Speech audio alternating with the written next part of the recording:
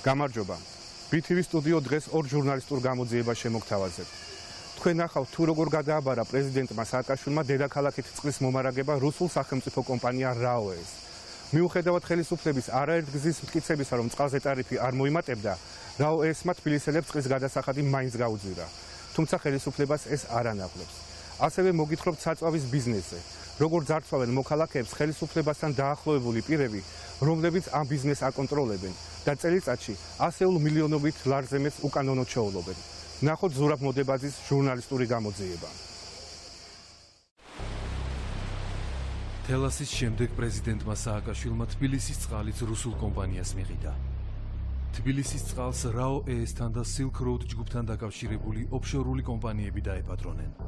რუსული ოფშორული კომპანია Sirius Private Equity Fund თბილისის წყლის 85%-ს ფლობს. შესაბამისად, ჩვენი მოქალაქეების გადახდილი ელექტროენერგიისა და წყლის გადასახადებით რუსული კომპანიები მდიდრდებიან. 2007 წლის 24 ნოემბერს გადადგომამდე ერთი დღით ადრე პრეზიდენტმა მიხეილ სააკაშვილმა თბილისის წყალი, რომელიც დედაქალაქის მოსახლეობას სასმელი წყლით ამარაგებს, ოფშორულ კომპანიას მიყიდა. პრეზიდენტისთვის სასურველი მყიდველი ქალაქის ვიცემერმა მამუკა ახვლედიანმა გამარჯვებულად გამოაცხადა. გამარჯვებულ კომპანია დასახელდა Multiplex Solution-ი, რომელმაც აღნიშნულ ობიექტზე განახორციელებს 350 მილიონი დოლარის ღირებულების ინვესტიციას, ზადაა გადაიხადოს 85 მილიონი ამერიკული დოლარი და აგრეთვე უზრუნველყოს ის პირობები, რომელიც ჩვენთვის იყო პრიორიტეტული. ქალაქ თბილისის წყალმომარაგება 24 საათის განმავლობაში, ეს არის წყლის მაღალი ხარისხის შენარჩუნება და ეს არის, რა თქმა უნდა, ჩვენთვის ყველაზე მნიშვნელოვანი და პრიორიტეტული წყლის დაბალი ტარიფის შენარჩუნება. Multiplex Solution-ი ტენდერში მონაწილეობის მისაღებად შექმნილი სრულიად უცნობი კომპანია გახლდათ. ასევე უცნობი იყო კომპანიის მეპატრონეთა ვინაობაც. თუმცა ტენდერში ძალიან ცნობილ ფრანგულ ვეოლიას, ესპანურ აქვალიას და ბრიტანულ კასკალს აჯობა. აქვალიას მიერ შეთავაზებული 107.635.710 დოლარის ნაცვლად ხელისუფლებამ თბილისის წყალი და სხვა მნიშვნელოვანი ობიექტები 70 მილიონ დოლარად ოფშორში რეგისტრირებულ Multiplex Solutions მიყიდა.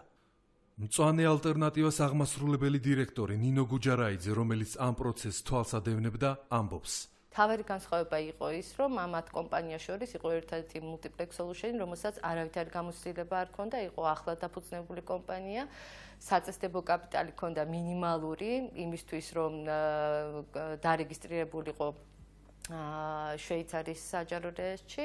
თბილისის მერიის მაღალჩინოსნები აცხადებდნენ, რომ თავად არ იცნობდნენ, ვინ იყო ხელმძღვანელი და მაშინ რაღაც დაპირებები კეთდებოდა, რომ აი დღეს, აი ხვალ გამოვაცხადებთ, ვინ არის ჩვენი ხელმძღვანელი, ბოლომდე უცნობი დარჩა ფაქტიურად. ეკონომიკის სამინისტრომ და თბილისის მერიამ ხელშეკრულება გამარჯვებულად გამოცხადებული Multiplex Solution-ის ნაცვლად Multiplex Energy Limited-ს გაუფორმა. მაშინ Multiplex Solution-ის დირექტორი ანდრია ბასილაია გახლდათ, რომელიც იმავე დროს ოფიციალურ დოკუმენტებში Multiplex Energy Limited-ის წარმომადგენლადაც ფიქსირდება. მე როცა ვიყავი Multiplex Solution-ის დირექტორი ვიყავი მე, როცა იგი იღებდა მონაწილეობას აუქციონში. როცა Solution-მა მოიგო ეს აუქციონი, შემდგომ მოკლე პერიოდში მე წამოვედი კომპანიიდან, როცა საქმე მივიდა ხელშეკრულების დადებამდე მე აღარ ვიყავი დირექტორი და შესაბამისად ვერაფერს ვერ იგეთქვით მაგ პერიოდზე და არ ვიცი. ჩვენ წარმოვადგენდით მის უფლებებს, ანუ ვეძებდით Multiplex Energy-ისთვის საინვესტიციო პროექტებს საქართველოში. ხელშეკრულებაში მნიშვნელოვანი დარღვევები აღმოჩნდა. თბილისის წყალი, რომელიც პრეზიდენტის ბრძანებულებით 85 მილიონ დოლარად უნდა გაყიდულიყო, 70.4 მილიონ დოლარად გაიყიდა. ინვესტიციის რაოდენობა 350 მილიონი დოლარიდან 220 მილიონ დოლარამდე შემცირდა. კოალიცია ქართული ოცნების წარმომადგენელი თინა ხიდაშელი მიიჩნევს, რომ კომპანიამ ხელშეკრულებით ნაკისრი ვალდებულებები არ შეასრულა. ხელშეკრულების წელსახად ეწერა ვადები, როდის უნდა დასრულებულიყო გრაფიკი მთელ თბილისში, დარღვეულია. ცალსახადწერია, როდემდე არ შეიძლებოდა ტარიფის მომატება დარღვეულია. პრეზიდენტის ბრძანებულებაა, რომელიც ამბობს, რომ ერთადერთი შემთხვევა, როდესაც შეიძლება ამ გრაფიკის დარღვევით ტარიფმა მოიმატოს, ეს არის ელექტროენერგიის გაძვირება, არ გაძვირებულა ელექტროენერგია, მაგრამ ტარიფმა მოიმატა დარღვეულია ეს პირობაც. ხელშეკრულებაში შავი თეთრზე წერია ინვესტიცია, რომელიც უნდა განხორციელდეს და რა ტიპის და რისთვის უნდა განხორციელდეს. დარღვეულია. ან არ ვიცით, იმიტომ რომ ეს შემთხვევა, როდესაც არ გვაქვს ინფორმაცია, არ გვაწვდიან, არ გვეუბნებიან სინამდვილეში რა და როგორ გაკეთდა. თბილისის წყალმა ვალდებულება ვერ შეასრულა. კომპანიამ წყლის გრაფიკის პრობლემა ვერ მოაგვარა, რის გამოც ენერგოომბუდსმენი დავით ებრალიძე აცხადებს, რომ მოსახლეობას წყლის გადასახადი არ უნდა გაძვირებოდა. სხვადასხვა პერიოდში სხვადასხვა ტარიფი უნდა ყოფილიყო, თანთანობით დაიყო. ამ პერიოდისათვის იმ შეთანხმებით იყო გათვალისწინებული 2.95 ლარი გაუმრიცხვლიანი აბონენტისათვის, ხოლო გამრიცხვლიანი აბონენტისათვის 25 თეთრი 1 კუბომეტრს. შეიცვალა, არის 3.15 ლარი გაუმრიცხვლიანებისათვის, ხოლო გამრიცხვლიანებულისათვის 26.6 თეთრი არის 1 კუბომეტრს. თბილისის წყლის, იგივე Georgian Water and Power-ის მფლობელმა Multiplex Energy Limited-მა სახელი შეიცვალა და Georgian Global Utilities გახდა.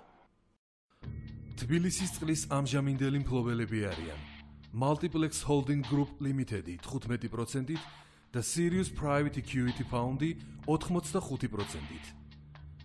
კომპანიის დირექტორი გახლდათ იური ლესი, რომელიც მანამდე RAO-ეს კუთვნილ მოლდოვის გრესს ხელმძღვანელობდა.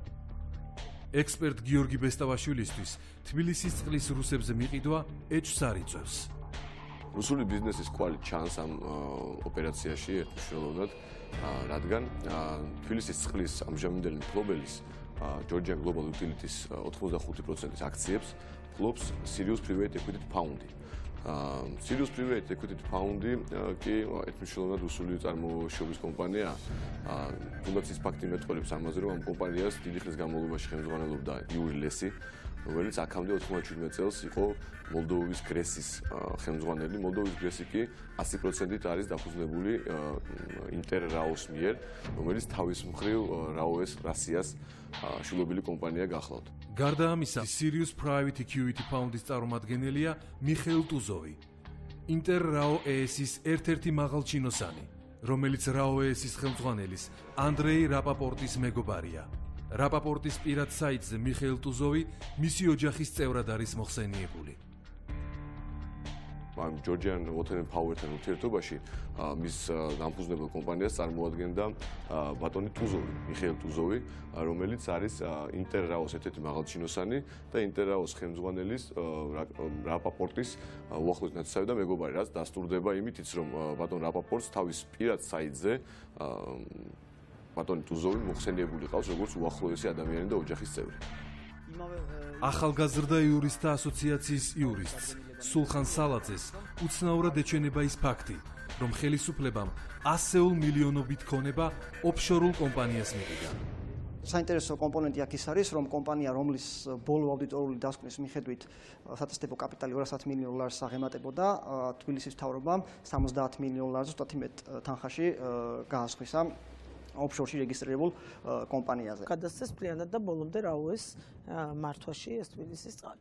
რა თქმა უნდა, ცალსახად და ერთმნიშვნელოვნად სახელისუფლებო ინტერესი არის აქ, მათ შორის კორუფციული ინტერესი. ის რაც ჩანს, ან თანამშრომლები, ხო, თანამშრომელთა გვარები, მნიშვნელოვან გადაწყვეტილებებზე პასუხისმგებელი პირები, აქ ჩანს მხოლოდ Silk Road ჯგუფი და ჩანს რუსული კომპანიის ინტერ რაოს და გაზპრომის ყოფილი თანამშრომლები თუ შვილობილი კომპანიების მეწილეები, ანუ სხვა ფიზიკურად არავინ არ ჩანს. ამიტომ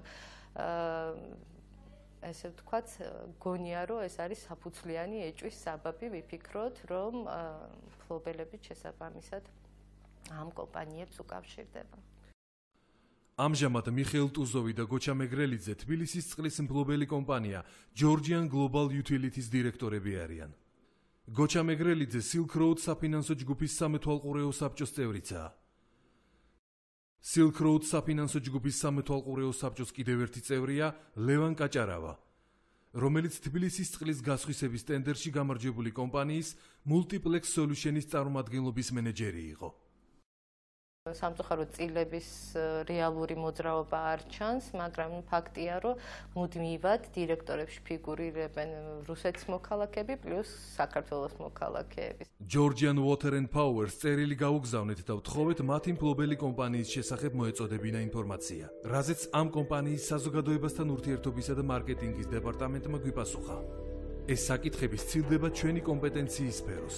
თუმცა შეგვიძლია გითხრათ, რომ Georgian Water and Power-ი საქართველოში მოქმედი კომპანიაა, რომელსაც მთლიანად გაცნობიერებული აქვს პასუხისმგებლობა თბილისელების მიმართ და თავისი საქმიანობით ის უდავოდ ქვეყნისთვის საჭირო საქმეს ემსახურება. ძალიან უცნაურია, როდესაც საქართველოს ხელისუფლება გამუდმებით საუბრობს იმაზე, რომ თავარი საფრთხე ჩვენთვის მოდის რუსეთიდან და რეალურად მოდის, რა თქმა უნდა, რუსეთიდან საფრთხე, ოკუპირებული არის ჩვენი ტერიტორიების დიდი ნაწილი რუსების მიერ, მაგრამ ამ ფონზე სტრატეგიული ობიექტების რუსული კომპანიების გადაცემა როგორც მინიმუმ უცნაურია თუ დანაშაულებრივი არა.